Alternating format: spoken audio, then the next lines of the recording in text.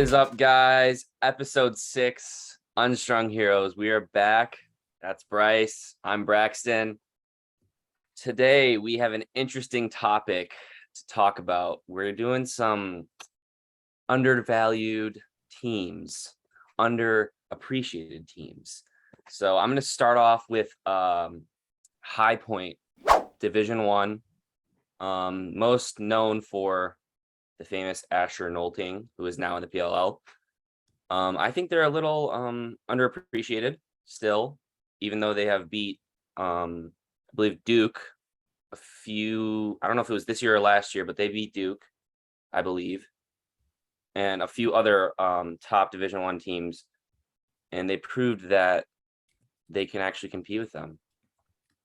I think it's very interesting. I think that they are definitely better than what they are conceived to be, I think, because they're not a very popular school other than Lacrosse, I would say. I don't really know. No, I don't think they're like known for really any. I mean, they have like it's a good school still, but like Yeah, yeah. I don't really know them for any other sport besides lacrosse, to be honest. What are your thoughts, Bryce? Okay, so personally, I think they got their name from astronauting. Just to start, I just feel like personally, I think that astronauting definitely put like that light where people are like, oh, yo, actually, this might be like a solid team.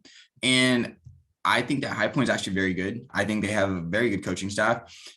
I don't see them making a deep run in the playoffs like anytime soon. And I definitely think it's going to be interesting with astronauting not being there anymore. But I don't think that's a team that needs to be slept on because you see it every year whenever it comes to conference playoffs. High Point's there. High Point's either in the championship or they fell very close to making it. So it's a team that I feel like people count out a lot, but they don't need to. Yeah, I agree. I think, okay, honestly, I just thought of this, but in college football terms, I feel like they are the Iowa State of Division 1 lacrosse, because Iowa State in college football, if you guys don't know, they usually pull some upsets every year against big teams. And I think that High Point kind of does that too every year. They're sort of like I feel like the Division 1 teams, the higher ones like Duke, all the ACC teams always have to like not underestimate them because they can lose to High Point. And I think that it's a game that they don't overlook. Well, so whenever I like to think about it, I like to think about who they play. You see, they play UNC and Duke every single year, and they play them very close as well. Yeah. Like I want to say, correct me, this might be wrong, but this, like, even last year, it was a 2-point game. This year, it was like it may or may not have been a 1-point game. Also, they played Duke very close too. Even Richmond's also one of those teams that's very good and gets overlooked, but they will play them consistently every single year. Yeah. So when you have a team that doesn't have the highest stature, but they're able to go out and compete against these big name ACC schools, I feel like that should give you some more credit towards your program. Oh yeah, for sure. And I think it's building, but I don't know. It's going to be interesting to see now that they lost their biggest player, because I feel like you said, that's kind of where they started to build their name, is like when he came along, when Nolting came along, because he's just an absolute beast. He is, and that is a really hard. So they were in the SoCon, and I know that they're kind of doing the transfer of like renaming conferences, and a lot of teams are going different places. And while SoCon was still like a pretty hard conference to compete in, regardless of what people say, I believe that's definitely like that's another underrated conference in lacrosse. The SoCon is. You have teams like Jacksonville, you got teams like Richmond and Mercer who would even compete from time to time. So I think for one, they're already in an overlooked conference, but they are definitely an overlooked team in my opinion. Now, like we said, without Asher Nolting, who's going to take that spot? Who's going to be the guy who's going to lead them on the offense? And I'll be curious to see how that starts next year, but even progresses from there. Right. I agree. The next team, sticking with SoCon, let's go to Jacksonville. How do we feel about Jacksonville? Very underrated. I think after this last year, I think they're on the up and up, to be honest with you. So they had a very, very good attack this year. Well, you see, they beat Hopkins, which honestly, I don't even know if I saw that coming. I personally had them a little bit underrated just because I see that they do good each year. But Hopkins is like, traditionally, Hopkins is a very good team, no matter what Yeah. their record is. But I just didn't see them winning that game. And to see how much firepower they had on offense coming out, not even just on offense, but on defense, it just, that kind of blew my mind. And then to see them go along with the year, just like, okay, like, I mean, yeah, I agree, Hopkins, but I think even more notable is Duke when they beat Duke. That was crazy. mind blowing. It was, I couldn't ever I could have never predicted that. That was absolutely insane. I think it was within like the first couple weeks of the season too, right? Yeah, it was. And those were big games because, like, think about it, they beat Denver too and Mhm. Air Force. I mean, come on, man. Like, this is a team that showed that, not even just showed, they proved that they Right. belong to to these higher echelon lacrosse team, like just like programs in that general category. And I think they were definitely snooped from the playoffs. They deserve to be there. I mean, they Yeah. went over High Point. They beat Richmond. I mean, come on, like, how do you not put that team in a position where they can, put them at the big stage, give them the shot to be successful? Oh yeah, I definitely agree. I think it would have been more interesting too to have a team like that in the playoffs because it's like never seen before, kind of thing. Yeah, I mean, because have they ever made the NCAA I don't tournament? Um, yeah, I don't think so. Have they? think so, no. That'll be something to research, but I mean, every single year they get better. And while they haven't won a conference tournament, I still think they're a team that you gotta in your mind, you can't just sleep over Jacksonville. Because if I'm like Richmond or someone else who's in their conference, I gotta play Jacksonville. I can't just gloss over that. I have to steadily plan that game. I have to know what's going on. Right. I I think mean, another thing is like they have those big wins, right? And I feel like that's going to propel them forward. And then next year, like we can actually do this, like they kind of of proved it to course. themselves this year. And now I feel like next year is going to be like, they're not going to be like looking up to Duke as like, Goliath anymore. They're going to be like, I feel like they're going to have more of a confidence to them. And that's going to be very interesting to see how that pans out.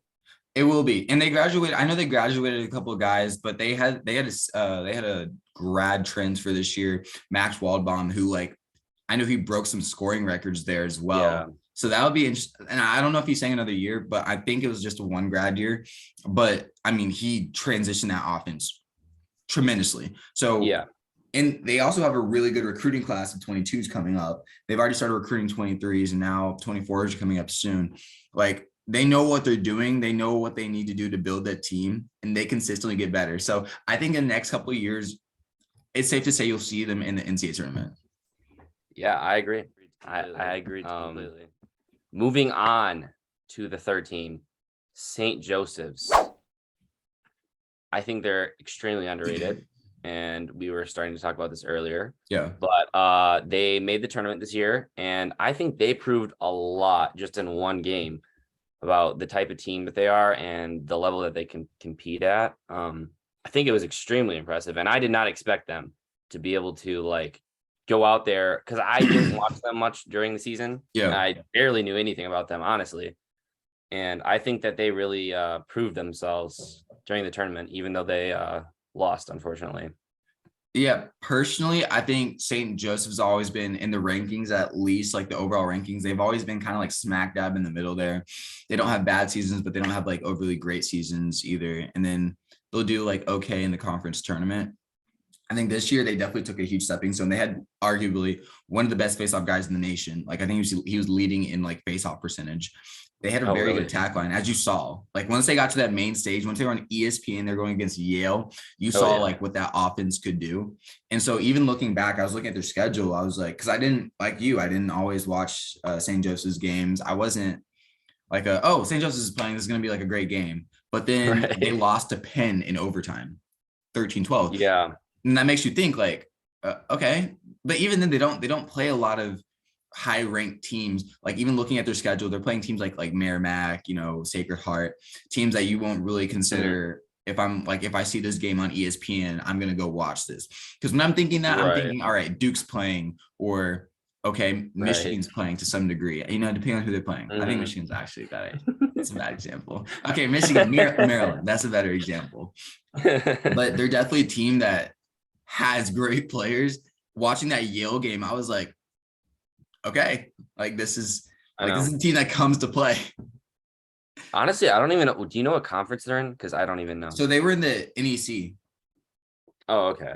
So So do they you were think with, that? yeah. So they got like Hobart, LIU, Oh, okay. like teams like You that. think So that their path is going to be easier next year to get back to the tournament, or no? so yes and no, because I know that like I said, there's conference realignment going on, and so they went Yeah. 7-0 in conference this year, which I think Mhm. teams are going to be able to look out for that and maybe game plan a little bit. But I still think they're going to be a team that's growing.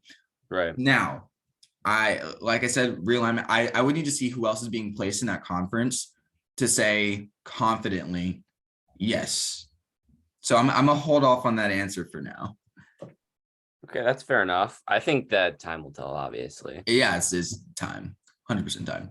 But if you're a team, just a random team, say let's just say Ohio State, for example, would you be next year going into next year? Would you be looking over St. Joseph's, or would you be a team that's like, okay, yeah, no, I gotta watch out?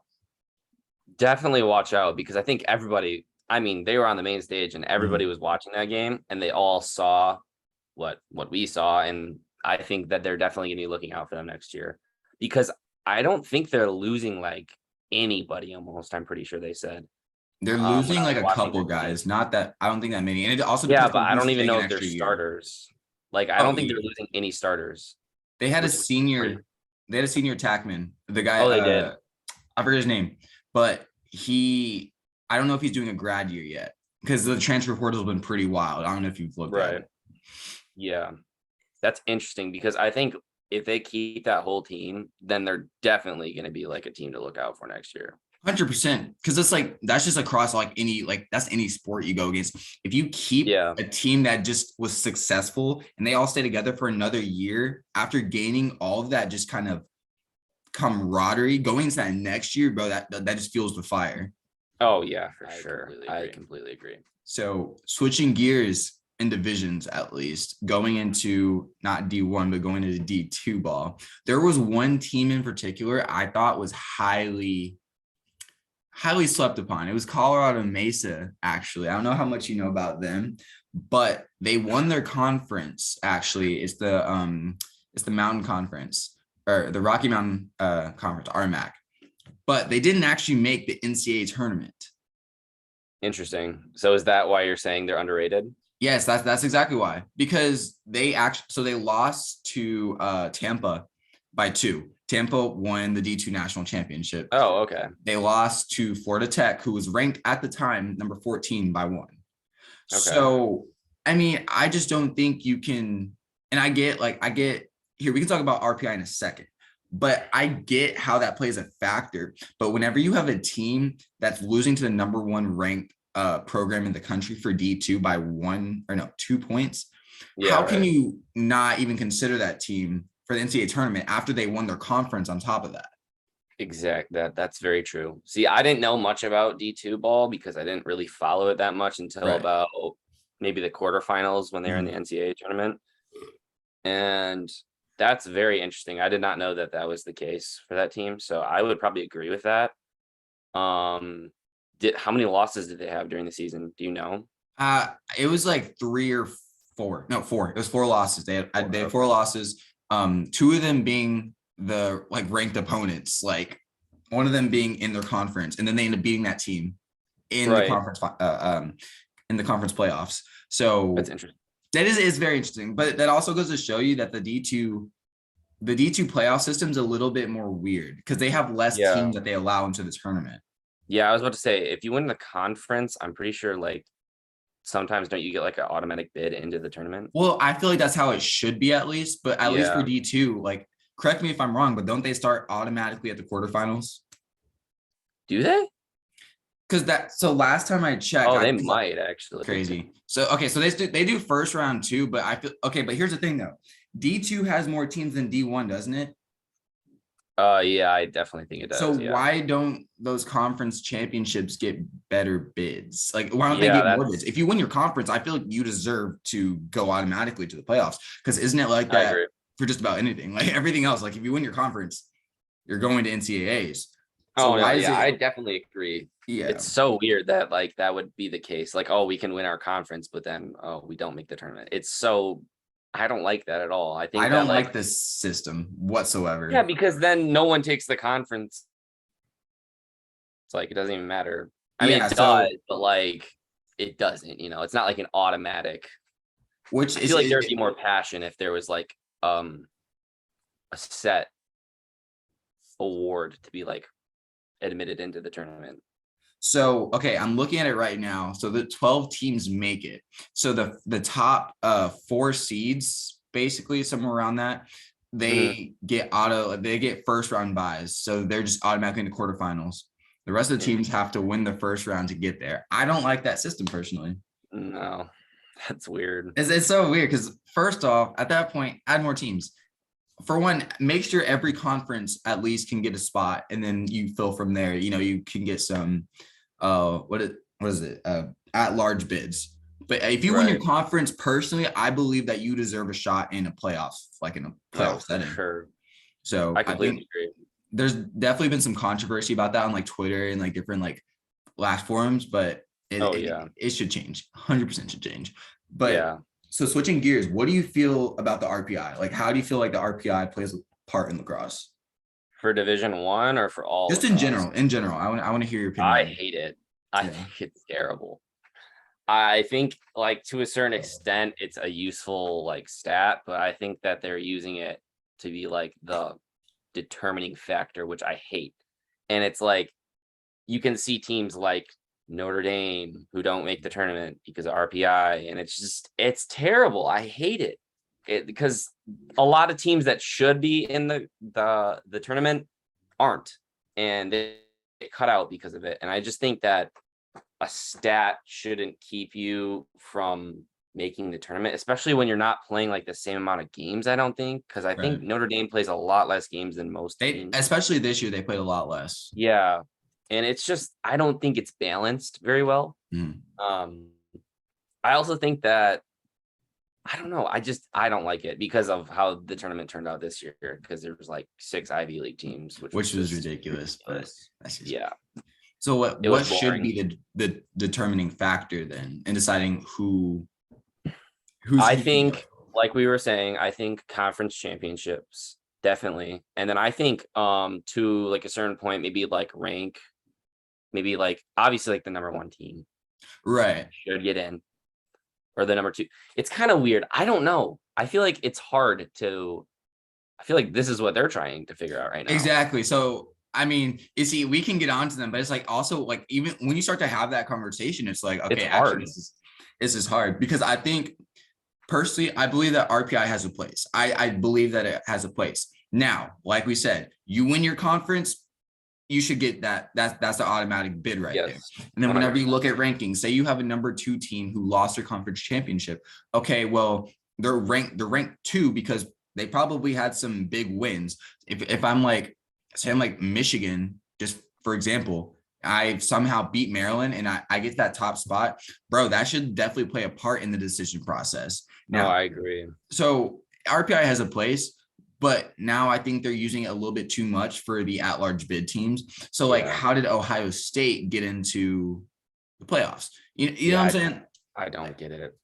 It's, This year made no sense to me. it really it didn't, and it was also kind of a tough year because I think in terms of like if you looked at the teams and their records, there was like a really like big difference in just teams like who won versus like who's losing. Like I feel like Yeah. I saw a lot more teams who were like 8-7, 7-7, stuff like Hmm. that, more than I saw like teams who had like very nice winning records.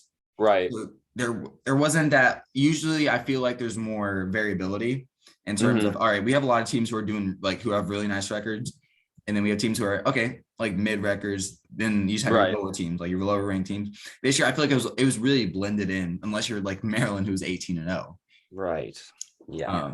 Which I mean, even then you saw that in like the Big Ten. Like it was really obvious who the good Big Ten teams are. Yeah. Because you have You like can Penn tell. State, who's like, I don't even know what they're doing right now. I don't either. Then you have like Hopkins, who you also don't know what they're doing. You have Michigan, Yeah. who's going 0-5. So I feel like there's just so much going on right now in the terms of college lacrosse that it kind of makes it hard to have those conversations. Yeah. And I think it also kind of pans back to maybe like, I hate to say this, but like COVID a little bit, like that off year. And I feel like things are still just kind of balancing out between everything. And I don't know if that really has an effect on any of the teams, but I feel like it was a little bit different because before COVID, I felt like usually the tournaments were like pretty predictable almost. Like I kind of knew the main teams that were going to be on there, and then there would be like, the at-large teams. And those are always fun to see because I like the variety when there's like different matchups. I love that you don't ever see like on a normal regular season schedule. Yeah, so that's where I had to agree with you then, because it's like I feel like before COVID, you definitely were able to tell, okay, this team's obviously going to make it. But now Right. I feel like it's kind of getting to a point where, okay, actually, like I don't know if they will make it or not. Like Exactly. it's going to That's what come I'm down to saying. Selection Sunday. Like, so I got to agree with you on that. So it's really nice to see, okay, we have other teams getting into the mix, where I think it's also going back to COVID, that transfer portal is now starting to play a large part in, okay, recruiting and who we have on our team. Because now you'll have a guy who was just playing at, say, let's just say Jacksonville. Now he's Mhm. playing at like High Point, and then Right. he's like a fifth year over some freshmen that they're going to let play, and is obviously you're going to go with the guy who has the experience. So now you've Right. added some more like experience to your team. Hmm. And now it's making those matchups interesting. Yeah, So for I sure. mean, now some teams are a little overdoing it with transfer portal, which we can make that a different episode as well. But Yeah, yeah, yeah. no, the game is changing and it's very interesting. So I'm Definitely very is. excited to see these teams who may have been seen as lower tier D1 teams now kind of on the rise again. Yeah, I agree. All right, so I think that does it for underrated teams. We're gonna move on into the PLL weekend. We're gonna talk about this because it's very interesting. I think we both have some opinions that we would like to voice about this all-star game. I'll let you start out. Okay, first off, I think at a certain point I was watching it and then I stopped watching. I was at the airport.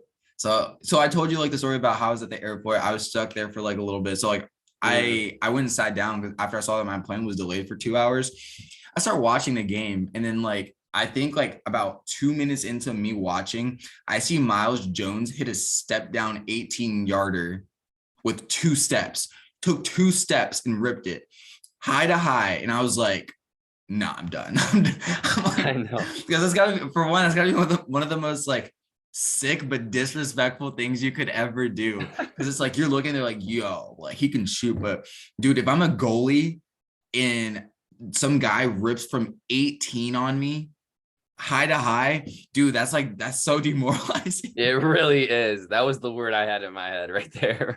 Like at that point, I wouldn't even know what I'm like. Anyways, but also they had the 2 point, the 2 minute kind of football thing, kind of like a 2 minute warning. It's like, okay, every point is now double. Okay, Right. what was the point of that? Also, it made the score look a little bit bigger. So I feel like you look, because the final score was like what 33-14. And then you're like, 33-13. bro, how did they score 33 points? But I then it's like, know. okay, some of these points were double. So I don't know. I think that's so like the team that's losing can maybe make a comeback and it's supposed to be like an equalizer kind of thing, but also it's like I I don't know. wait, so It's so weird. how do you feel with the process of how they choose the all-star team? I don't even know how they do it, to be honest. How do they? Is So it like a draft? so if I'm correct, yeah, it is kind of like a draft, but the way they do it is they choose captains and those Yeah. guys pick the play. I don't like that. Is it like recess where you're like, I want to pick you first, and he's That's like, what okay, it I pick. that's what it kind of feels like, because then you look at it, it's like they pick a lot of the guys from their own team. Yeah.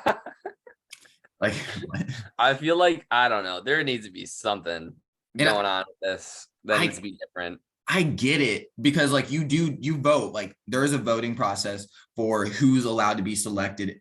But hear me out. Why let guys who are in the league choose who's on their team though? Yeah, I don't really know, man. I don't get it. I think the All-Star game, honestly, to me has always been a little boring. I don't know. It's supposed to be fun, but like I like the skills competition. I think that's Yeah. cool. That's fun. But I don't know. I think they need to do something different to make it more entertaining. Like 33-13. Wow, the goalies obviously just basically got ripped on the whole time because I don't feel like really anyone's trying. I mean, Yeah. they are trying, but like there's nothing on the line for anyone. So I think this is a problem though with a lot of all-star games in all sports. Yeah. Like they're never taken really seriously, which is great. I mean, I don't think they should be like super competitive, but I think they need to be more entertaining for the viewers. One thing I will say, I love this year's uniforms. Oh, fantastic. Last year's were so ugly because they had ads basically all over them. Like, I don't know if you remember that, but they were Yeah. like sponsorships everywhere. They looked like soccer jerseys, Yeah. and I hated it. And then the year before was the tie-dye thing, which was I okay. actually like those, I'm gonna be honest, but You I like did? tie-dyes. I thought it was like, I don't know. It was okay, but I really like the yellow, the gold unis this year. Those were so cool. They were I don't know fresh. why.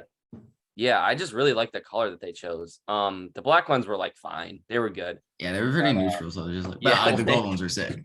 I don't know. Yeah, I guess there could have been like a little bit more design going on with the jerseys, but they're like way better than last year's in my opinion. They're a step up.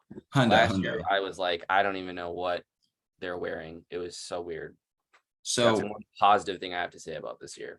so going back to like the all-star thing, I've always kind of seen all-star games as like, okay, I don't know, you're just showcasing an individual's talent and they know that. They know that they're Mhm. there because they, it's more of like a chill game, they don't gotta blow anyone up or anything. And that's across, Right. like you said, it's across all-star games, no matter what sport. Because I know like when I participated in an all-star game, I knew it was like it was more for fun. No guys are like trying to win any trophies or anything. Yeah, they have an MVP, but obviously, I mean, it's not as big a deal as getting like season MVP or championship MVP. Right. It's just like it's one of those sort of things. So the skill competition, I get like that's actually very entertaining to watch. You want to see who can shoot the fastest, who can run the fastest. But watching like the game itself, I just don't feel like it's interesting, especially like the way they choose the guys, but not just alone is like an all-star team relies solely on just the individual being able to just showcase his skills. So if a guy wants, he can, I mean, the game's not going to mean anything to his stats. So he can rip from like 20 yards and it's not going to do anything to him in the future. Right. You can do all these crazy plays and everything, but it's not like realistic to the sense that, okay, this is what you would do in game. Now, sometimes it is, right. but it's more of like, I just feel like it's a little bit too relaxed for me to like really take an interest in watching it. Yeah, there needs to be something going on. Like maybe I think what they should do, have some corners, right? Some corner targets, but they're filled with paint and their jerseys are white. So then there's paint splatter on the goalie. That would be cool.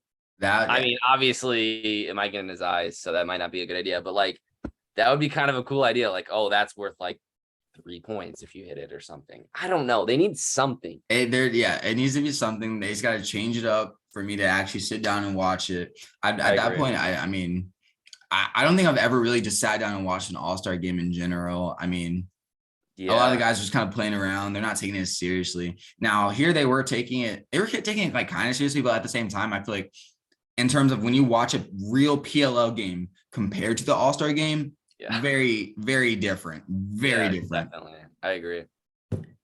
It's very, I don't know. Like I said, I like the skills competition. Yeah. That's fun. Like everybody likes watching that, like, because they don't get to see like how fast everyone's shot is or how fast everyone actually is just when they're running. I think that's a fun thing to do. But like, I think the good part of the All-Star game is it also produces like highlights that you don't normally see, like the Matt Rambo shot. Yeah. And I don't know if you saw, but I think I can't remember who it was. It might have been Michael Sowers. I can't remember. It was someone in an STX helmet. The fake shot. Marcus Holman. Yes. Was it him? Yeah, That was sweet. that was sick. If it went in, that would have been so cool. Nah, you got to finish that, but that is I also know, a hard. dude. That's a hard shot to make, though. Still, so Yeah. I I think it's still a highlight though. That was sweet. yeah, no, but that was oof. I watched it, I was like silky, I know. silky smooth. That was like you really I had could to have watch it made back it a because better I didn't even pass. realize Either. what happened. It was like it was right in the stick too. It's crazy. Yeah. It was crazy. It was so hard to see the first time. I was like, what just happened? 100%. But yeah, no, I think that's BL is gonna have to work on that in general. They have some stuff to work on in general, but it's also a hard thing to make an all-star game with when you don't have like conferences either. So it's like True. you can just pull from like any team, and it's like not gonna be. There's no like barrier to where okay, this is gonna be a little bit more acceptable than this. Whereas like in other leagues where you have like the MLB All-Star game, which just happened also. You know, you got the American League and the National League, Right. and then in the NFL they have the Pro Bowl, which has was East versus West, right? Or is that? Yeah, I think so. It's something like that. It's something like that. I don't know football that well. Yeah, I don't really watch the. I'm not a big NFL guy. I'm more of a college football guy. Which, speaking of, is coming up. It's coming. It's coming up. Coming up. Yes, sir. Camp starts in like I think it's 2 weeks now. Now they've had summer training, but camp is coming up. Let's go. I know. I'm excited. We're gonna have to start doing some episodes about college football when the season does start. It's gonna be fun. Yes, sir. I got some opinions going into this year. Oh yeah, so do I. Gonna have to lay them down. I feel like that's one of the cool things about like watching college football though. Since there's more teams, you can obviously get some more like stuff out there. That's why I was like, dude, like speaking of like if USC and UCLA get a lacrosse team, hear me out. They're gonna be top teams in no time. That's a big opinion. Right bro, there. That one. Hear me. Okay, so why if I was a recruit though, why would I want to go freeze when I could be on the beach? True. It's very factual. I mean, now obviously there's gonna be some other things like coaching and like stuff like that. But I feel like they would have they would have the potential to be a top team. I'll rephrase because because it's like, bro, you look at like any team that starts, you got to give them a couple of years. Obviously, like Utah's already at the top of their conference, and they've been here since like what 2019. Yeah, so there's some stuff, there's some logistical stuff, but they will have the means necessary to do it. It's gonna be. I think that's gonna be really interesting. That's then it's like they're gonna start to get the West Coast talent a little bit, probably. They will. They would easily get the West Coast talent. Oh yeah. Like, why would those kids go across the country when they could stay home? Exactly. I mean, that's that will. I mean, I hope that happens. Honestly, I really do. I really do. I hope they just start adding like random sports. But I mean, they're gonna get smoked on in football. At least UCLA will. But yeah, I wish it was happening this year. Honestly, it just started this year. Not for real. That's another episode. Yeah. Anyways, moving on to movie of the week. I got it. All right. So I got to go a little throwback. I got to go with Kingsman, man. The first one? I got to go with the first one, not the recent one. We don't like the recent one. I'm not a fan of the recent one. No, we don't. I tried watching it. I tried watching Kingsman because it came out on Netflix. What's it called? Is it called The Kingsman or just Kingsman, the third one? I think it's like The Kingsman. If it's The Kingsman, I tried watching it. I saw it on HBO and I was like, I can't. Oh, I don't even want to watch it again. That's how bad it was. It was bad. Like, and a lot of people say it was like good. And I'm just like, what were you watching? But like, yeah, no, Kingsman. I agree. Solid. The Secret Service. The first one is so fire. So if you guys haven't seen it, go watch it. It's a great action movie. It also has a really good storyline. It does have a really good storyline. And I feel like a lot of people say it was like a little corny for a spy movie, but I feel like that's what made it so good, in my opinion. Because it's not like every other spy movie that there is. Like James Bond serious the whole time. Here they had some comedy. They had the great soundtrack on top of that. Yes. I mean, it was just different. Like it was its own thing. Good action scenes. For sure. Oh, the slow-mo scenes as well, dude. Oh, yeah. Come on, you can't not like it. Yeah, and then the little revenge plot that they got going, that's awesome too. That's the best. And like, yeah, not gonna spoil anything, but it's great. All right, that's a good. All right, so we're moving into random news of the week. I have a pretty good, interesting story this week. So our story this week takes place in Florida. Shocker. I know, right? Okay, so in a county in Florida, they are quarantining because they found an invasive giant African land snail. Like, of course it's Florida, bro. Like, who else in Yes, I know, Buffalo? right? I feel like nothing normal happens there. Like, So bro, the reason they're like, who, like, how? so actually this species of snail was brought over, like smuggled back over in 1996 Okay. by a kid who actually took 3 of them home, and his grandma found them in his suitcase, and she was like, "Oh, I want to get rid of them." So she threw them in the garden Okay.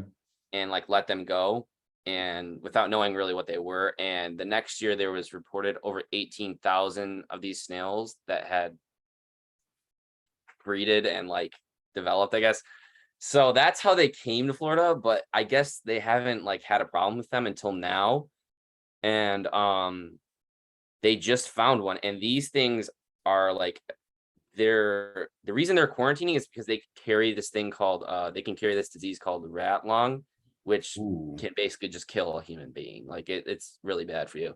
Yeah. Um, you know, you can just tell by the name. Rat lung doesn't sound good. Yeah, that doesn't sound good. No.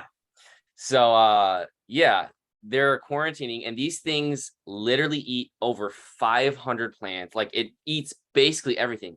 They will eat the paint and the siding of your house off for calcium. Yes. So people have actually found them on their house, and they actually have eaten the siding off their house. Oof, yeah, that's bad. They should probably fix Yeah, that. it's insane. I don't know how they're going to solve this, because it says here that they can lay 2,500 eggs per year, and that's just one snail. So it's not looking great. These things are nasty too. They're huge. Like they're giant. Oof, they might just Oh, need to Call of Duty, just nuke the whole area, dude. like, bro, like, Yeah, maybe we should just like break Florida off and let them float into the ocean. oh yeah, we're just gonna reverse Pangea this thing, bro. Yeah, for real. That's wild. Okay, so crazy. What part of Florida is it? I'm actually going to Florida in 2 weeks. I think it says Pasco County. Is that So I don't like, know where that is. all right? I don't know what part of Florida that's in, but that is the county it's in. It's only in a county, so it Oh, hasn't okay. spread super far, and hopefully they'll get it on control with the quarantine. I feel So like they could definitely get it under control if they try, though. You know, yeah, like I don't know, dude. let's put the effort in. We don't need another thing going around, bro. You're gonna have some serious snail hunting to do. Dude, they're not gonna have Teenage Mutant Ninja Turtles. It's gonna be Teenage Mutant Ninja Snails. All right, I got question of the week for you. Actually, I have question of the week for you. All right, let's hear it. Okay. Would you get paid $1 million, right? But there's a snail that follows you around your entire life, and if it touches you, it kills you. So like, It's a snail. It follows you wherever you go, but it's a snail. So if you fly, it has to crawl all the way there. It doesn't like teleport or anything. It's just a snail. Would you do it? yeah, You would. yeah. Okay, so what happens if you forget about the snail? Nah, here's the thing, bro. You said it's a snail. Snails move very slow. They do. Here's what I would do. I would go to the jungle, go into some Okay. quicksand, let it drown. Solid. Why couldn't you just do that in like water or something? Well, I thought that snails can like, because there's Can like they swim? Can they? I don't think so. All right, There's no next way question those- of the week. Can snails swim? Okay, what are you doing in this scenario? Yeah, I'm probably taking the money. Yeah, bro. I mean, that's easy money. Like, why wouldn't I? You know, like Kind of scary though, if you think about it, because like I feel like after a while you're like, it will never get to me, and then you kind of forget about it, and then one day you're sleeping and you wake up and it's on your bed. Just Yeah, no, that's why first day, bro. I'm using some of that money. We're just gonna. Oh wait, you didn't say there were no rules. I'm caging it, bro. I'm throwing it in like a volcano. Like what? Yeah, I had to. Okay, you're thinking outside the box now, but I was just saying, like, let's just say it this way: you can't stop it. Okay, if I can't stop it. You're still doing it, probably. I bet. I mean, okay, look, we're looking at benefits versus risk here. I mean, benefits, I get cash. Risk, I might die. So it's a tough draw, but like, how do you explain that though to like your future wife? Let's say you get married and you like have to explain to her, you have to like sit her down. What do you say? So like once I got $1 million because the snail was following me, I accidentally like walked into like the street and it got ran over. You said I can't stop it. You didn't say that an 18-wheeler can't. Yeah, you're thinking outside the box again on this one. Mm-hmm. You're gonna have to reinforce this question. I respect it. Yeah, I'm getting the milli, bro. I'll be more prepared next time for the next question. Yeah, I'm gonna need like a solid one. There will not be any loopholes in my question next week. Speaking of questions, we should get some more Q&As in here, bro. People drop them in the comments, man. Yes, guys. If you guys have any questions for us, drop them in the comments. We will respond to you guys, and we'll even address it on the podcast next week if we get them. Also, let's get some shout outs in. You want a shout out? Drop your name. We shouted out the Glizzy King last week. Oh, Who's next? The Glizzy King, Brian Savage himself. What up, Brian? What up, Ryan? Anyways, that'll do it for today's podcast. If you like it, subscribe and follow us on Instagram. We'll drop it in the credits in like 20 seconds. Anyways, have a nice week. Catch y'all next week. Peace.